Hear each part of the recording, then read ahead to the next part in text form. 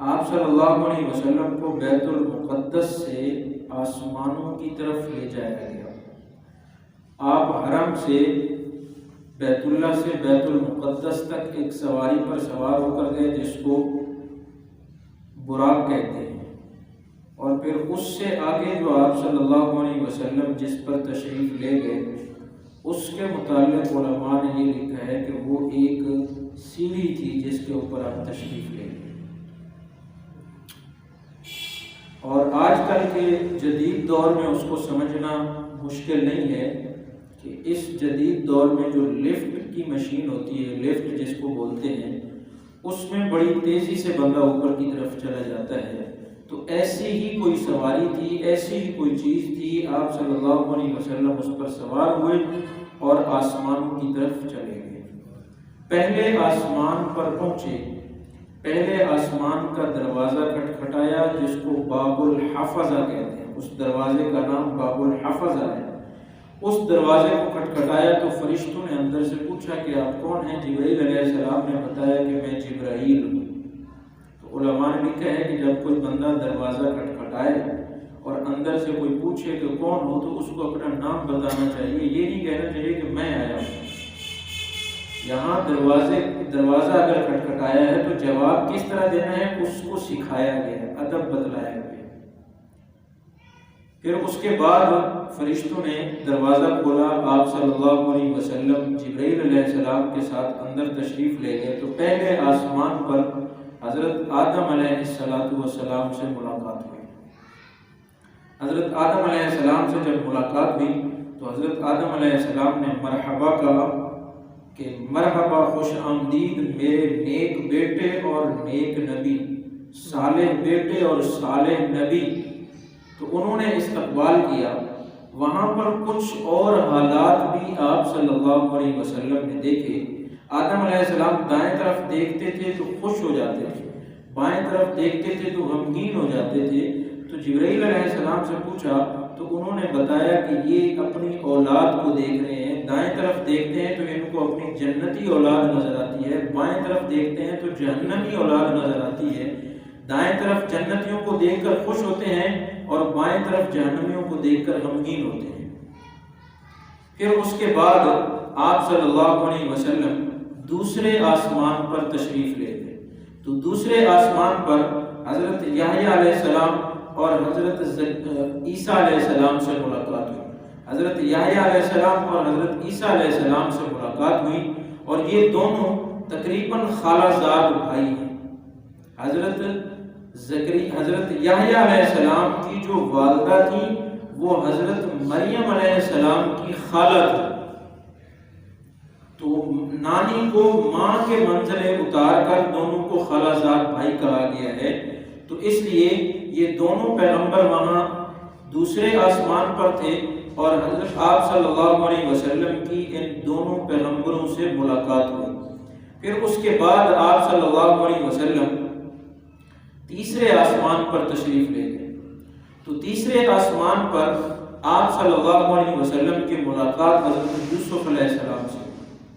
حضرت یوسف علیہ السلام نے بھی استقبال کیا اور انہوں نے بھی کہا کہ خوش آمدید میرے نیک بھائی اور نیک نبی۔ حضرت یحییٰ علیہ السلام اور حضرت عیسیٰ علیہ السلام نے بھی یہی کہا، اور حضرت یوسف علیہ السلام نے بھی یہی کہا کہ میرے نیک بھائی، صالح بھائی اور صالح نبی۔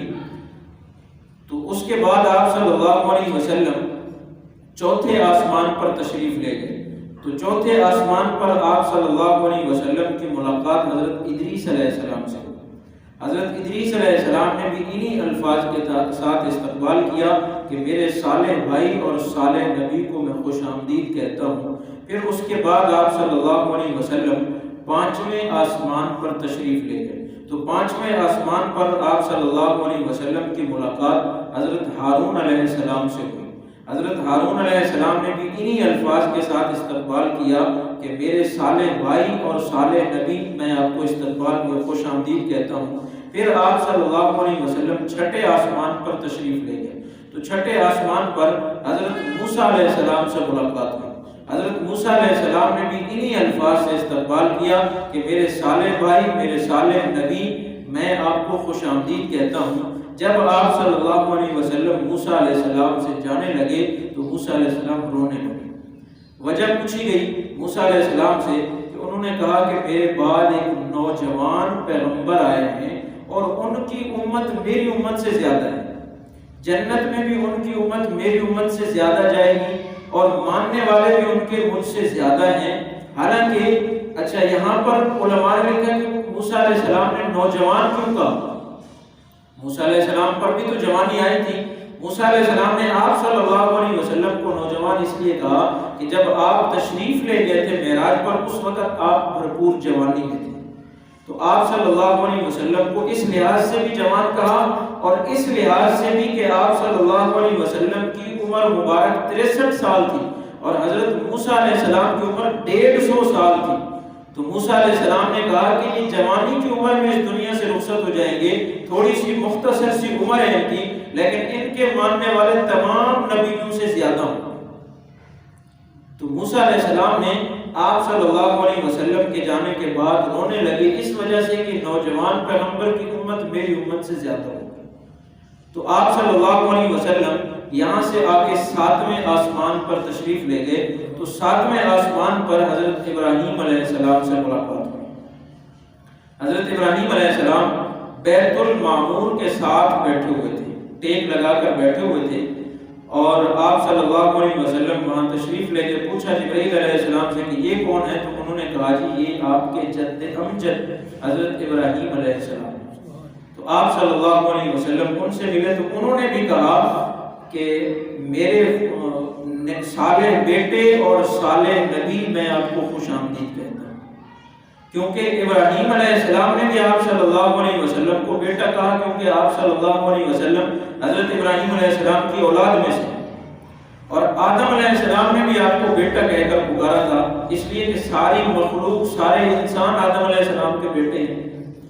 تو آدم علیہ السلام نے بھی بیٹا کہا، ابراہیم علیہ السلام نے بھی بیٹا کہا۔ اور یہ بیت المعمور جو ہے، یہ بیت المعمور فرشتوں کا قبلہ ہے، 7ویں آسمان پر یہ قبلہ ہے اور اسی قبلے کے اوپر ہے، بیت اللہ کے اوپر ہے۔